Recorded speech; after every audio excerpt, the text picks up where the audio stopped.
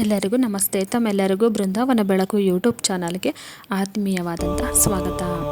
ಶ್ರಾವಣ ಮಾಸದಲ್ಲಿ ಕೆಲವೊಂದು ಸನ್ನಿವೇಶಗಳು, ವಸ್ತುಗಳು ನಮ್ಮ ಕಣ್ಣಿಗೆ ಬಿದ್ದರೆ ಅದು ಶಿವನ ಒಂದು ವಿಶೇಷ ಸಂಕೇತ ಅಂತ ನಮ್ಮ ಹಿರಿಯರು ನಂಬ್ತಾ ಇದ್ರು. ನಿಜಕ್ಕೂ ಶಿವನು ನಮಗೆ ಯಾವುದಾದ್ರೂ ಸಂಕೇತವನ್ನು ಕೊಡ್ತಾ ಇದ್ದಾನಾ? ಇವೆಲ್ಲವೂ ಕೇವಲ ನಂಬಿಕೆಗಳೇ? ಇದರ ಉತ್ತರ ತಿಳ್ಕೊಳ್ಳೋ ಮೊದಲು ಒಂದು ವಿಷಯವನ್ನು ನಾವು ನೆನಪಿಡಿ. ಇವತ್ತು ನಾವು ಈ ಒಂದು ವಿಡಿಯೋದಲ್ಲಿ ಕೆಲವೊಂದು ಸನ್ನಿವೇಶಗಳು ಹಾಗೆ ಕೆಲವೊಂದು ವಸ್ತುಗಳು ನಮಗೆ ಈ ಶ್ರಾವಣ ಮಾಸದಲ್ಲಿ ಕಣ್ಣಿಗೆ ಕಂಡರೆ ಅದು ನಿಜಕ್ಕೂ ಶುಭವೇ ಅನ್ನೋದನ್ನು ನಾನು ನಿಮಗೆ ತಿಳಿಸ್ಕೊಡ್ತೀನಿ. ಹಾಗಾದರೆ ಸನ್ನಿವೇಶಗಳು ಯಾವುವು ಅನ್ನೋದನ್ನು ಕೂಡ ತಿಳಿಸ್ಕೊಡ್ತೀನಿ. ಬನ್ನಿ ತಡ ಯಾಕೆ, ವಿಡಿಯೋವನ್ನು ಮುಂದುವರಿಸೋಣ. ಧಾರ್ಮಿಕ ನಂಬಿಕೆಗಳು ಪುರಾಣ ಪರಂಪರೆ ಮತ್ತು ಜನಪದ ಆಚರಣೆಗಳಿಗೆ ಸಂಬಂಧಿಸಿದವು. ಆದರೆ ಈ ನಂಬಿಕೆಗಳ ಹಿಂದೆ ಅಡಗಿರುವ ಆಧ್ಯಾತ್ಮಿಕ ಅರ್ಥಗಳು ಮಾತ್ರ ಬಹಳ ಸುಂದರ ಅಂತಲೇ ಹೇಳ್ಬೋದು, ಹಾಗೆ ಅಷ್ಟೇ ಕುತೂಹಲಕಾರಿ ವಿಷಯ ಅಂತಲೇ ಹೇಳಿದ್ದಾರೆ.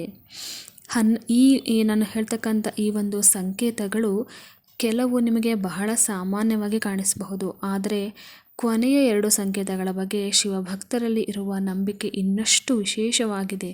ಹಾಗಾಗಿ ಈ ವಿಡಿಯೋವನ್ನು ಮಧ್ಯದಲ್ಲಿ ಎಲ್ಲೂ ಕೂಡ ಸ್ಕಿಪ್ ಮಾಡದೆ ವಿಡಿಯೋವನ್ನು ಪೂರ್ತಿಯಾಗಿ ನೋಡಿ.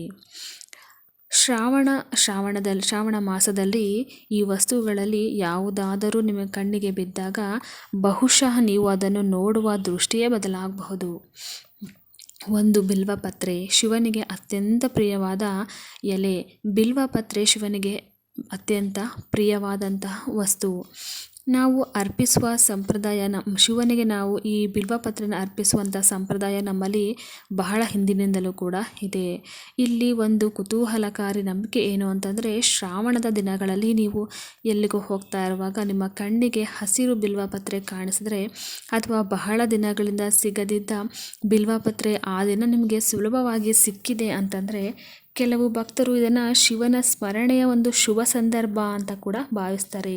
ಅಂದರೆ ಶಿವನು ಏನೋ ಒಂದು ಸಂದೇಶವನ್ನು ಕೊಡ್ತಾ ಇದ್ದೀನಿ ಅನ್ನುವಂಥದ್ದು ಕೂಡ ನಾವಿಲ್ಲಿ ಹೇಳಬಹುದು.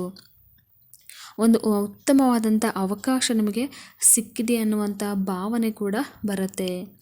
ನಮ್ಮ ಜೀವನದಲ್ಲಿ ಸಮಸ್ಯೆಗಳು ಬಂದಾಗ ನಾವು ದೇವರನ್ನು ನೆನಪಿಸ್ಕೊಳ್ತೇವೆ, ಆದರೆ ಸಮಸ್ಯೆ ಇಲ್ಲದ ದಿನಗಳಲ್ಲೂ ದೇವರನ್ನು ನೆನಪಿಸಿಕೊಳ್ಳಲು ಸಾಧ್ಯವಾದರೆ ಅದೇ ನಿಜವಾದಂತಹ ಭಕ್ತಿ.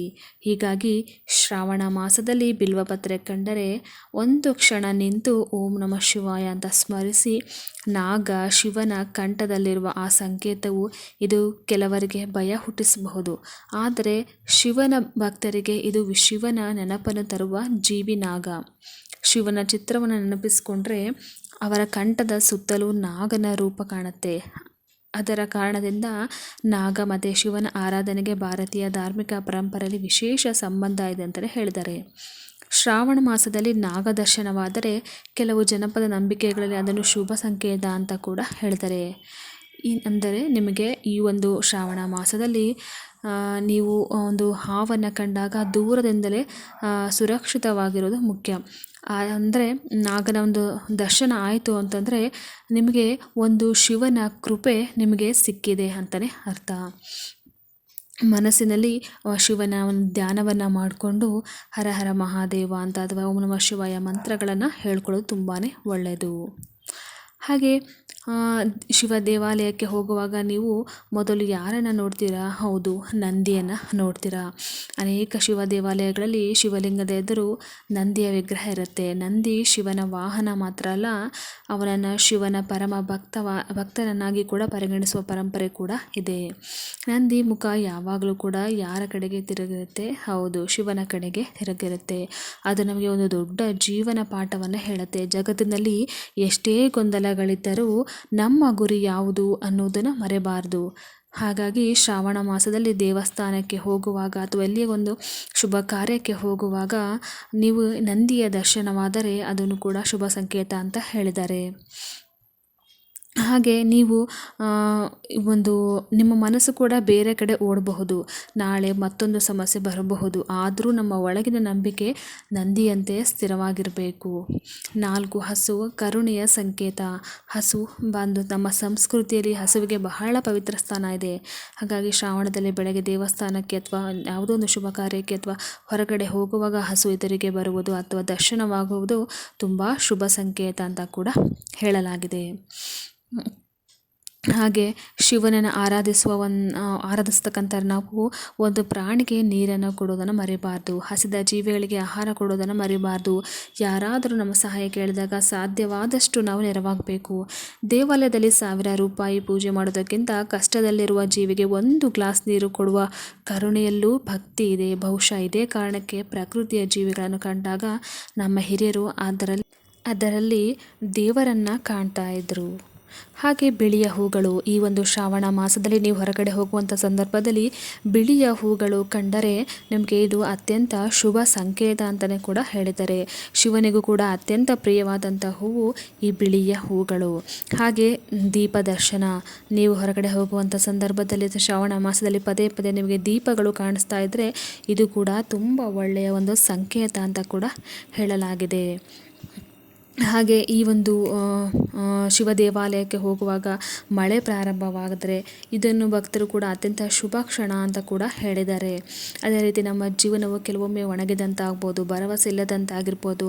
ಆದರೆ ಒಂದು ದಿನ ಒಂದು ಒಳ್ಳೆಯ ಅವಕಾಶ ಸಿಗುತ್ತೆ, ಒಂದು ಒಳ್ಳೆಯ ಸುದ್ದಿ, ಒಂದು ಹೊಸ ವ್ಯಕ್ತಿಯ ಪರಿಚಯ ಎಲ್ಲವನ್ನು ಕೂಡ ಬದಲಿಸುತ್ತೆ. ಅದರಿಂದ ಶ್ರಾವಣದ ಮಳೆಯನ್ನು ನೋಡಿದಾಗ ನನ್ನ ಜೀವನದಲ್ಲೂ ಹೊಸ ಆರಂಭ ಆಗಲಿ, ಹೊಸ ಅಧ್ಯಾಯ ಆರಂಭ ಆಗಲಿ ಅಂತ ಪ್ರಾರ್ಥಿಸಬೇಕು. ಹಾಗೆ ನವಿಲು. ಈ ಶ್ರಾವಣ ಮಾಸದಲ್ಲಿ ನಿಮಗೆ ನವಿಲುಗಳು ಕಂಡರೆ ಕೂಡ ಅದು ಅತ್ಯಂತ ಶುಭವಾದಂಥ ಸಂಕೇತ ಅಂತ ಕೂಡ ಹೇಳಿದ್ದಾರೆ. ನಾವು ಪ್ರತಿದಿನ ಹೊರಗಿನ ಜಗತ್ತಿನ ಬಗ್ಗೆ ಯೋಚಿಸ್ತೇವೆ. ಯಾರು ಏನು ಹೇಳಿದರು, ಯಾರು ಏನು ಮಾಡಿದ್ರು, ಯಾರು ಮುಂದೆ ಹೋದರು, ಯಾರು ಹಿಂದೆ ಉಳಿದ್ರು, ಇದೆಲ್ಲವನ್ನು ನಾವು ಗಮನಿಸ್ತಾ ಇರ್ತೇವೆ.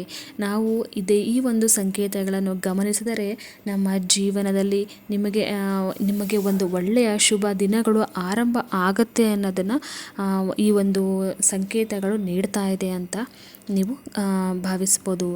ಸದಾಶಿವನ ಸ್ಮರಣೆಯನ್ನು ಮಾಡಿ ಆದಷ್ಟು ಈ ಶ್ರಾವಣ ಮಾಸವನ್ನು ಆಧ್ಯಾತ್ಮಿಕವಾಗಿ ಕಳೆಯಿರಿ ಅಂತ ಹೇಳ್ತಾ, ಈ ಒಂದು ಮಾಹಿತಿ ನಿಮಗೆ ಇಷ್ಟ ಅಂತ ಆಗಿದ್ದರೆ ನನ್ನ ವಿಡಿಯೋಗೆ ಲೈಕ್ ಮಾಡಿ, ಶೇರ್ ಮಾಡಿ. ಮುಂದಿನ ಒಂದು ವಿಡಿಯೋದೊಂದಿಗೆ ಮತ್ತೆ ನಿಮ್ಮನ್ನು ನಾನು ಭೇಟಿ ಆಗ್ತೀನಿ.